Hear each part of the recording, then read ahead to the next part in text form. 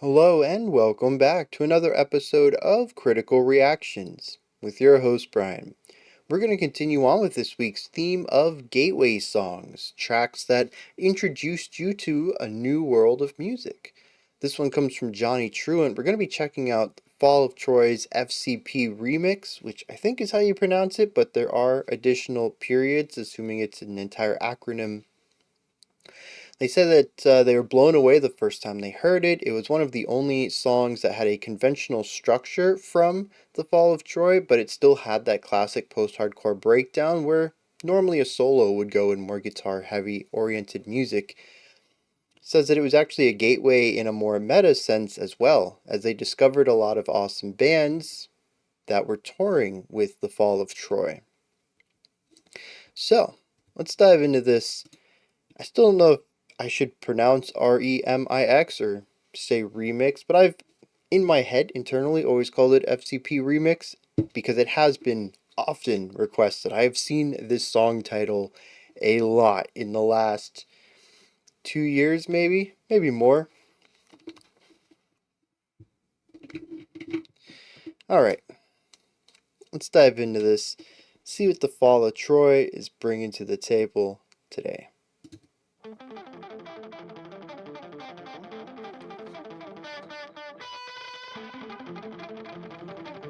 Nice use of a delay.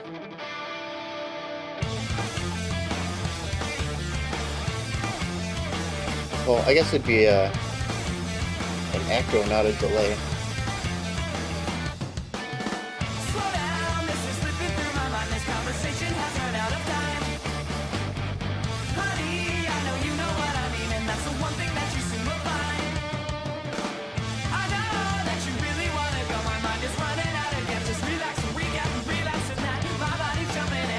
It's got a frantic pace throughout.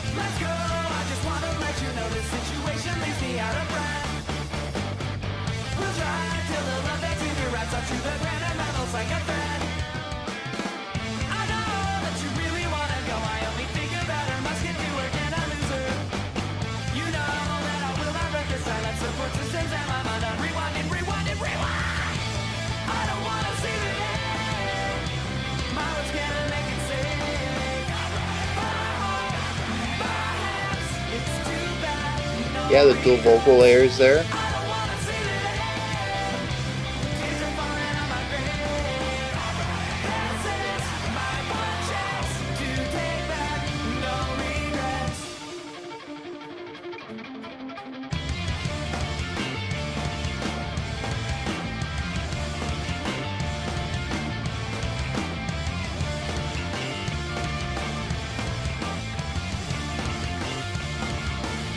What a tricky section. I think it's 3 bars of 3/4 and then a bar of 3/8.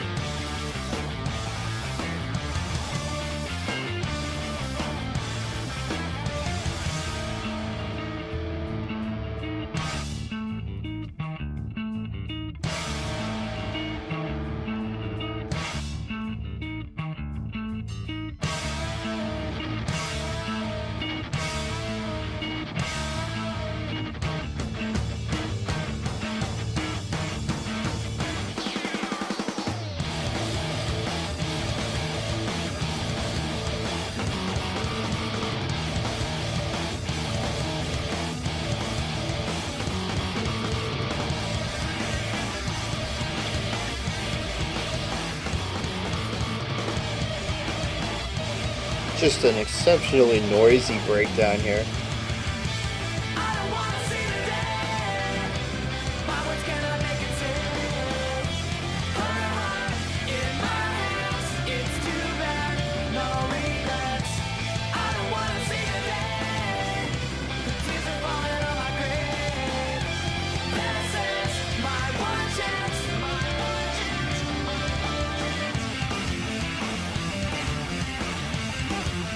interesting to hear that riff without the additional echo behind it. I vaguely remember hearing it in other sections of the track as well, but I don't think it ever clicked with me that it was our opening lick.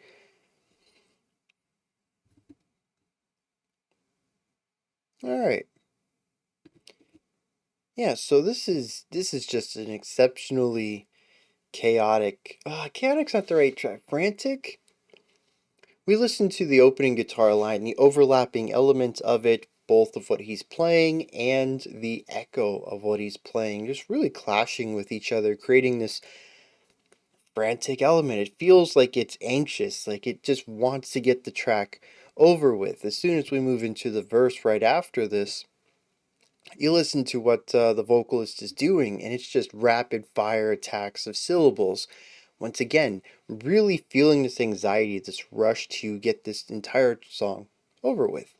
The drums, even throughout both the verse and the chorus, keep the time in a lot of ways, but utilize a lot of moving eighth notes across the toms in order to create this underlying rumble, this presence.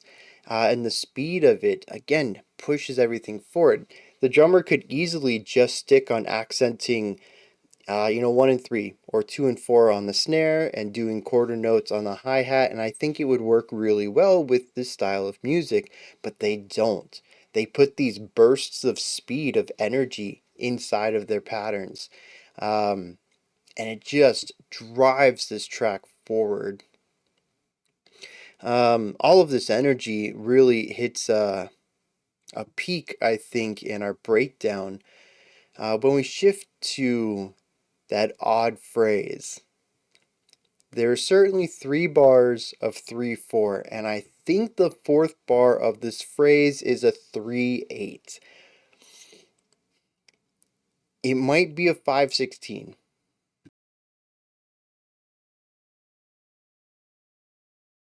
I never quite reached the point where I was certain on my read of the time signature there, but the idea, though, is that not only have we begun to trip up by cutting out one of the bars or one of the beats in our bar entirely, instead of 4/4, which our entire song has been in, a bar of 4 beats, we are now in a bar of 3 beats. One of those beats has been removed, and so we lurch into the next bar earlier than we would expect. But on that fourth bar, we lurch again even sooner. Instead of 3 beats, we have roughly 1.5, maybe slightly less than that, 1 1/4. It is a section that is, you're running so fast at this point. You have so much momentum that you keep missing steps. Maybe there's rubble on the road or on the pavement or the ground or whatever that's causing you to trip up a little bit. Occasionally, you don't pick your foot up far enough and your toe drags on the ground and you stumble a little bit from that. That's what this section feels like. All of this energy and momentum has been driving the song forward, and now it's going too fast to control. And I think it's really interesting that this breakdown just pulls right back into the chorus. There's no moment to breathe.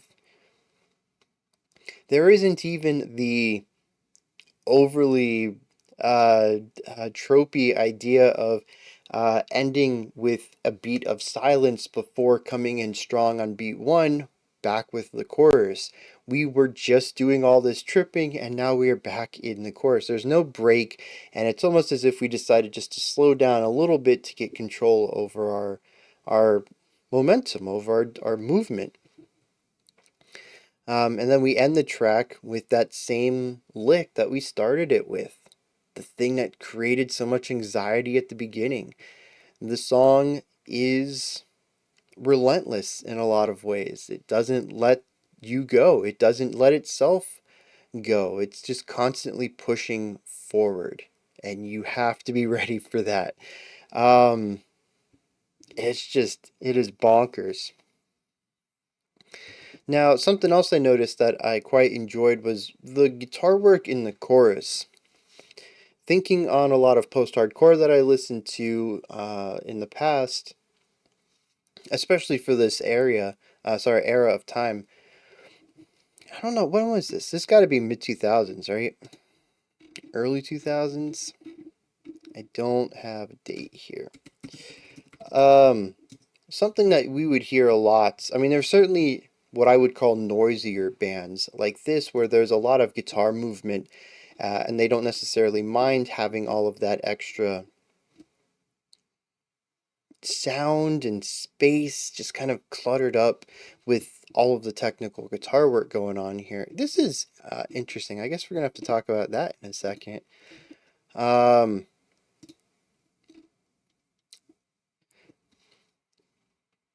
but usually the chorus would kind of take a step back from a lot of the more noodly, chaotic, noisy work and move towards chord progression.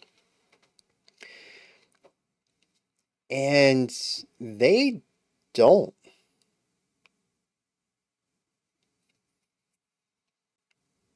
And I quite enjoyed it.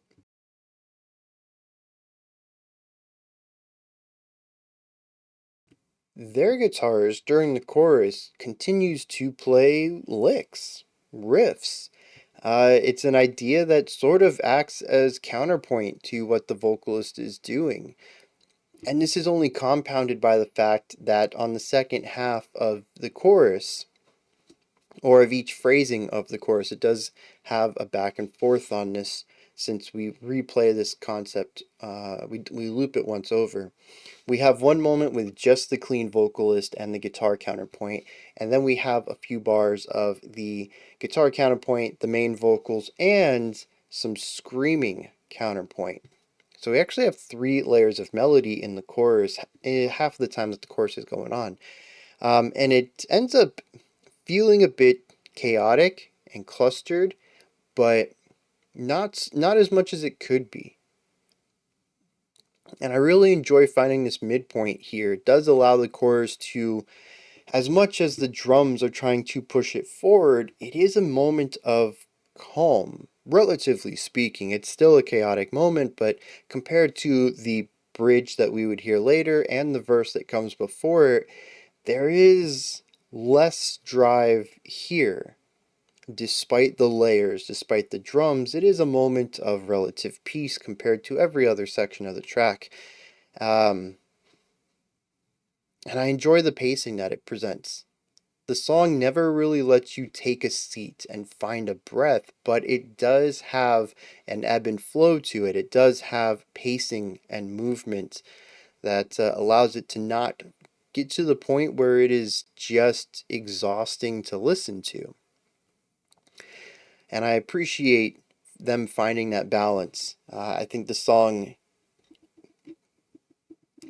has some frictional elements to it, and I think this chorus really reduces those barriers and makes the hurdles to enjoying it a little bit less.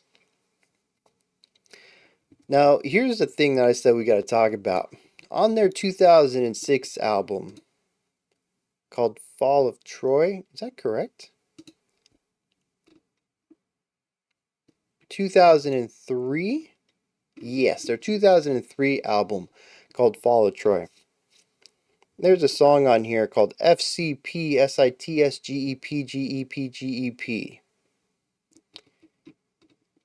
And much like F.C.P.R.E.M.I.X., every letter has a period after it. I believe it's a.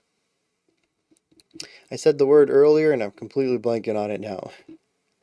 Acronym. I don't know what it means. But I am curious because this one is called F.C.P. Remix. Are the two songs linked in any way? Also, the person who requested this for the theme uses the username Johnny Truant. And track 4, the one that comes right after F.C.P.R.E.M.I.X. on this album, Doppelganger from 2005, is called You Got a Death Wish, Johnny Truant? So I would definitely say that this was a bit of an influential album for them in general. Not just being a gateway song to get them into this sound and music, but Also, maybe a bit more influential than that.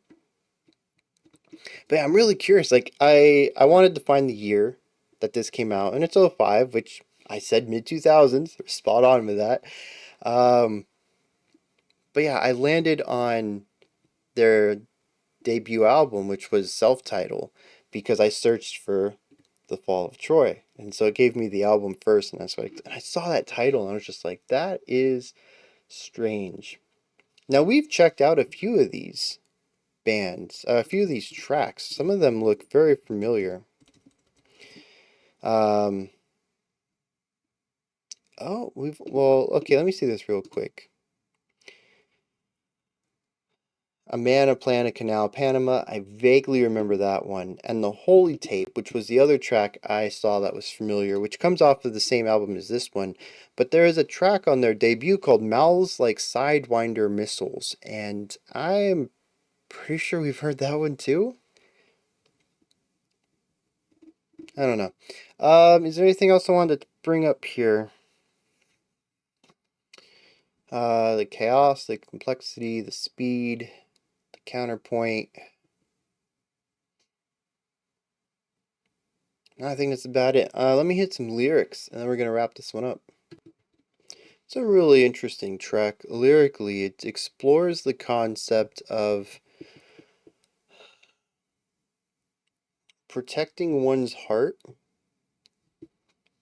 by pretending possibly that a relationship is not as strong as it is. At least that's what I get out of it. The opening verse, I mean, here's the cool thing. The opening line, the first thing said is slow down. And then the entire verse talks about this anxiety that the vocalist has. This is slipping through my mind. This conversation's run out of time. My mind is running out of gas. I just need to relax, recap, and relapse. My body's jumping. I go through the motions. It's about losing control of stuff.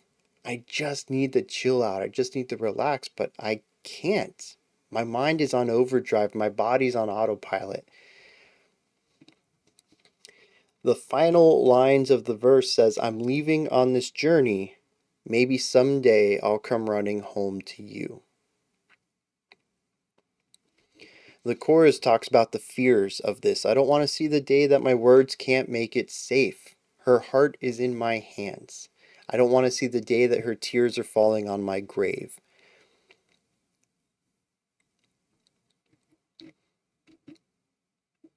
He is deciding to leave the area, whatever that may be, to go on a journey, and it's going to be without her. And he's got to figure out how to go about doing this without the the fear of heartbreak.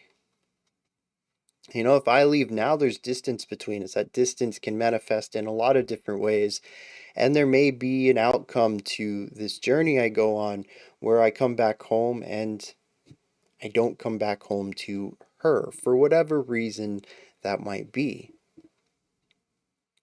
Verse 2 really leans into some of this stuff. Um,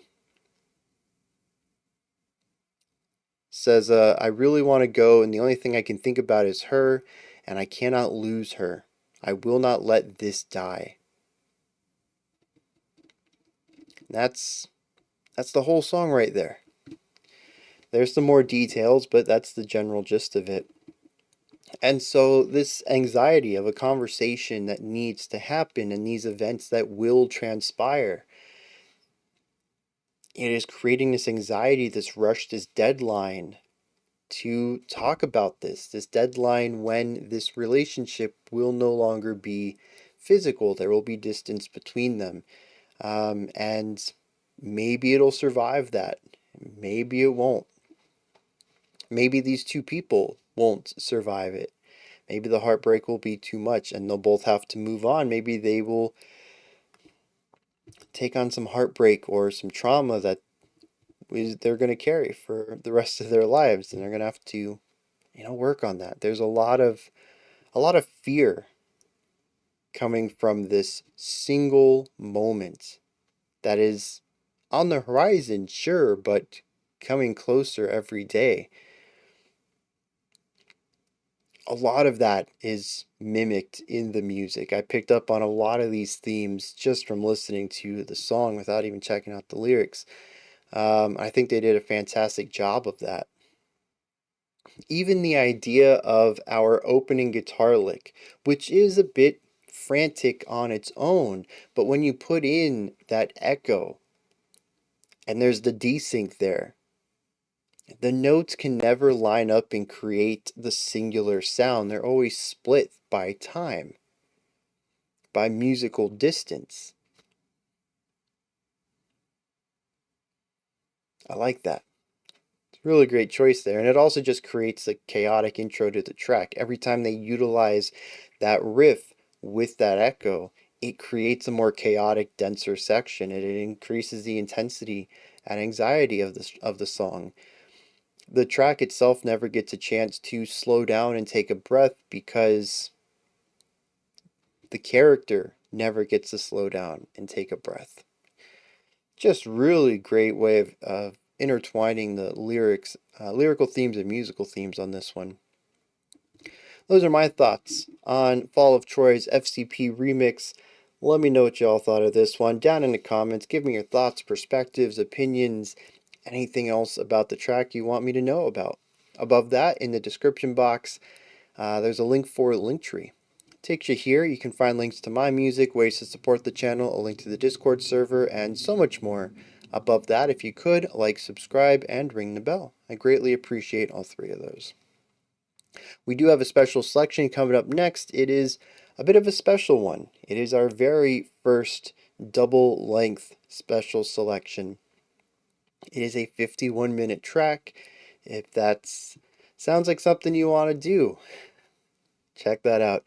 Otherwise, I'll be back tomorrow, 5 p.m. Eastern Standard Time, 9 p.m. UTC as usual. We're going to continue on with this Gateway songs theme. Until next time, remember to be critical, not cynical, of the music you listen to, and have a fantastic morning, afternoon, or evening whenever you choose to watch my videos.